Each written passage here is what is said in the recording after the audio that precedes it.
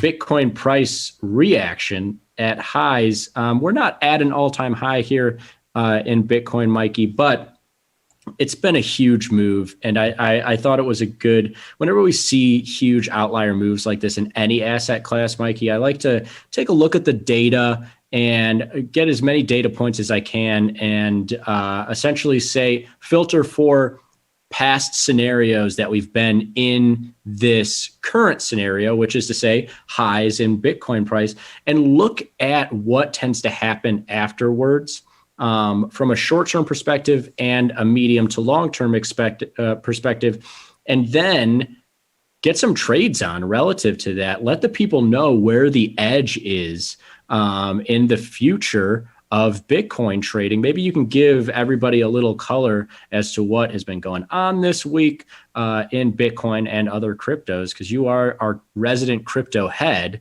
Let's have a little crypto corner to kick off this segment. Yeah, it's been a nice move in all the cryptos, really across the board, but the leader by far has been Bitcoin. When you talk about blue chip cryptocurrencies, having one of the largest moves we've seen in, I hope you'll enlighten us in the next few slides, several weeks here, approaching those all-time highs of around 63,000 in Bitcoin. Supposedly the news was like some whale came in and bought over $1 billion with Bitcoin. That doesn't really help anyone from the trading perspective. What I've been keeping my eye on is the reaction in alternative coins like Ethereum, which is probably the number 2 cryptocurrency in market cap, which has lagged behind Bitcoin in its performance. And then also some of the altcoins, namely the DeFi tokens. If you look at the Tasty Works watch list for spot cryptocurrencies, you have things like 0x, which is the RXUSD, Comp, which is a layer 2 coin, and Maker, all kind of trying to play catch up to Ethereum and to Bitcoin. And that's generally the price action we see with cryptos. Bitcoin leading the way, Ethereum kind of following, and then these DeFi layer 2 coins following as well. So it's been an interesting pairs trade between Bitcoin and ETH as they kind of vie for top performance across the coin space. That is really interesting. But what's really nice about kind of zeroing in on Bitcoin is it's the big market cap coin. And thus, like, you can feel a little bit more confident buying and selling it than maybe something that's really hot and on the rise, but like could either quadruple in the next day or fall to zero in the next day with some of those altcoins or what have you outside of Bitcoin and Ether. This market is really matured in the last couple of years here, especially I would say 2021. You can see a lot of maturation signs in this price action. The fact that this market put in some new highs to start the year, backed off of those highs rather significantly, but didn't get necessarily crushed, didn't fall back down to 10,000 and start trading there.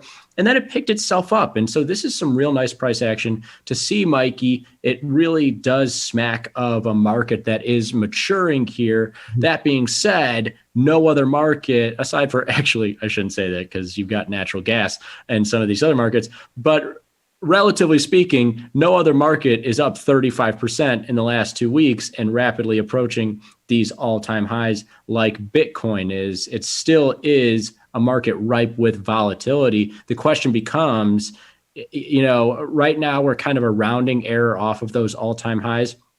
What is going to happen in the future given these all-time highs? Because we've seen plenty of them, right? Like, especially you start looking at the last 3 or 4 years of data, you've quite literally seen hundreds of data points that are all-time highs in Bitcoin as it rises from, worth a couple of dollars to thousands to tens of thousands to topping out at around 63,000, like Mikey said.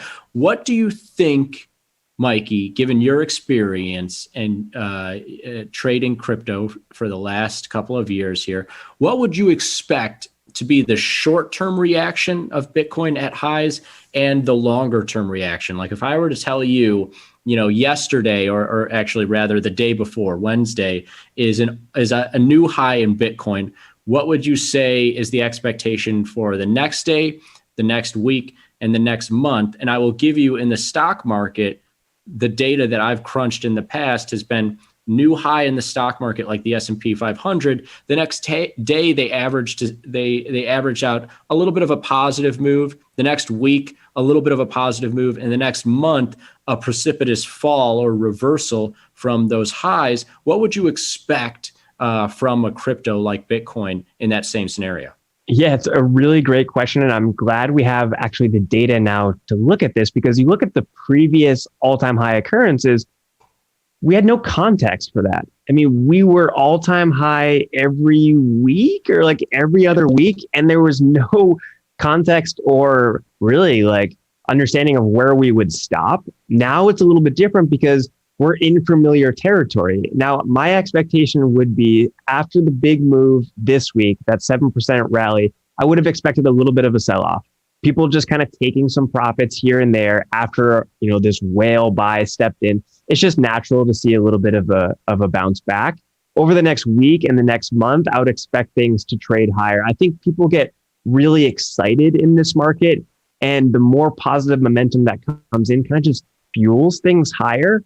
But this time could be different because we're in familiar territory. I think institutions have come in and some are actually quite bearish on crypto. And they're not afraid now to short something that is really like showing range boundedness. But that would be my initial take, is lower, immediately following the all-time high, then higher after a week, higher after a month. So you're just about right, but you have to kick it out a couple more weeks to get that trend. Bitcoin has tended to fall immediately following the high. A little bit to your point, which is like this market, though it has come a long way in maturing, it still is not nearly as liquid and efficient as other markets. So when the ball gets rolling here, Mikey, on a day like Wednesday, Bitcoin's up 5%, and everybody is waking up here in the United States and reading the news and following Twitter. And you have a lot of your public participants being like, oh, I see this thing. Now I'm going to reach higher and buy some. And they're maybe following this whale, which we need a better term for it, because seriously, I came over from the traditional world with like the shorting of the British pound. That was like the big whale short or whatever. But like narwhal? Do we call it a narwhal? I mean, unicorn in crypto. A kitty, a big crypto kitty came in and bought a lot of Bitcoin. But either way, this market, given its lower liquidity profile than a stock market and the inefficiency that comes along with it, you see a big 5% rally, and then you see a lot of public participants come in and reach higher and higher. And then the day following and the week following, you see an average reversal of a few $100, which is a pretty decent edge here when you're all things considered. You'd expect the average move in all these scenarios to be right around zero, but almost $400 of reversal following a new high is pretty significant as an average move, given all the data points that we have. And that is to that point of like, maybe Wednesday's move, and we saw this actually on Thursday of this week, Wednesday's move in Bitcoin efficiently, Bitcoin should have been higher, and the market dictated that it was higher, but maybe it shouldn't have been as high as it went, and then it fell on Thursday, and it's not at those highs that we've seen. And there's a little bit of turbulence here, and we'll see if it does continue with this trend and maybe fall a few $100 more off of those highs in the coming days. But yeah, what's really interesting, Mikey, is that, and this makes sense because Bitcoin is obviously up thousands of dollars in the last several years here, that in the longer term, the next month's worth of action after a new high was more and more new highs. And that just speaks to the trend higher. So what this tells me, Mikey, is that if I'm trading short term, like you and I are most of the time, then I have an opportunity, albeit I have to be patient with that opportunity, but I have an opportunity to sell into some of that strength and take some profits in the next day or the next couple of days afterwards. But in the longer term, people, given how young this market is and how much upside has been seen and how much upside could still be seen, people shouldn't necessarily feel uncomfortable with putting together an investment near these highs. Now, I wouldn't tell people necessarily to buy 55 or 56,000 here and ride that up to 63 or 70 or where it could possibly go. But this data actually tells me there's short-term opportunity, but also if I am feeling FOMO on a new high day, Mikey, I could feel pretty comfortable putting in some bids several $100 below those new highs And I could play the short-term action that way. I just want to get an investment on. I want to see that appreciation in the next month or the next couple of months. I can use the next day and the next week worth of downside to put in a bid lower and not have to reach for that new high on that same day. Patience works on both sides, right, Mikey? Where it's like you see the 5% up move on Wednesday in Bitcoin.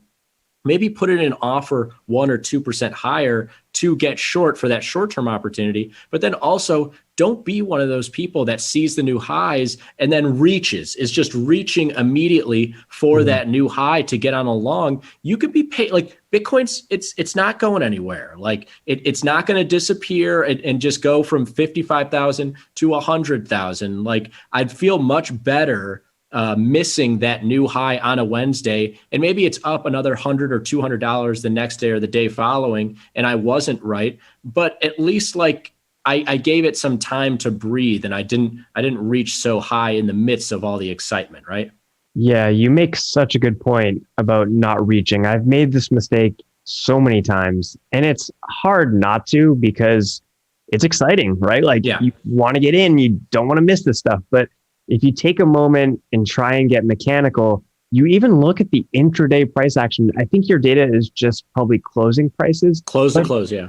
Even on today, right? Look at the price action in Bitcoin. We saw highs of 56,000 and now we're sitting at 54,000. So even on the intraday basis, just watch where the thing is moving. And like you said, put your prices, your bids and your offers just outside of where we're at, and there's a good chance you're going to get a fill at a better price point.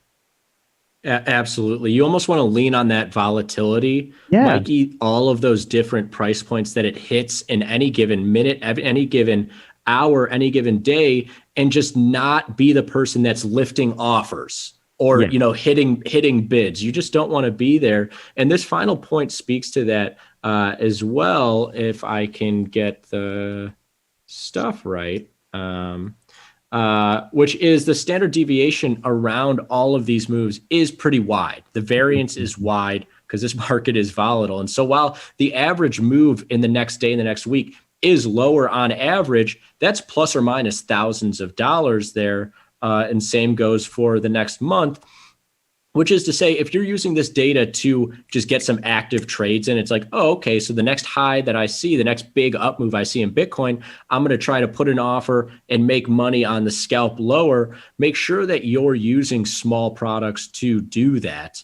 Or if you're trying to get long for the next month and you're waiting for a little bit of reversal, maybe put in bids for a little bit here and a little bit there and a little bit there. So you don't reach with your full size and just get run over. Like Mikey's saying, we're at 56,000 earlier today, and now we're all the way back to 54. Big wide variance. And so a small product might be useful, like the small crypto from the small exchange, which would take all of these moves and take them down, I think, by like a 20th, I believe is the ratio here. So instead of variance day to day and week to week of 1,800 and 5,600, Mikey, it's going to be more like $90 or $250. That's a great point. That's exactly the price range we're seeing today in the newly launched SCCX futures. And just a final point I'd love to add is when you're looking to place an order in any of these markets, one thing you got to do is use limit orders. You don't want to just take liquidity out of these markets because sometimes you're going to end up crossing a spread that you didn't realize was there. And when you're trying to get a passive fill here, just use limits and set them right outside kind of the range that we're looking at here or at that range, because chances are you're going to get the two-sided action and get the fill that you're looking for. And it follows the mechanics that we talk about even for scalping as well. You're looking at the daily range and pricing your orders right at those expectations. So just keep that in mind. I think probably most people are using limits, but if you're using markets, remember to use limit orders when you can. Yeah, there's some really nice dual takeaways for the experienced trader can look at Bitcoin and the new small crypto futures and feel confident that like this market's got data behind it and it's got similar opportunities that the S&P 500 has, that gold has, that the US dollar has. It's not the same as those markets. Obviously, it's relatively uncorrelated, which is even more intriguing. But it has similar attributes. Like it gets to a high and then it takes a breather and then it tends to extend afterwards. And so the experienced trader could be like, oh, maybe I will take some of these mechanics I have for stocks, for metals, for these different things and apply it to the new small crypto futures.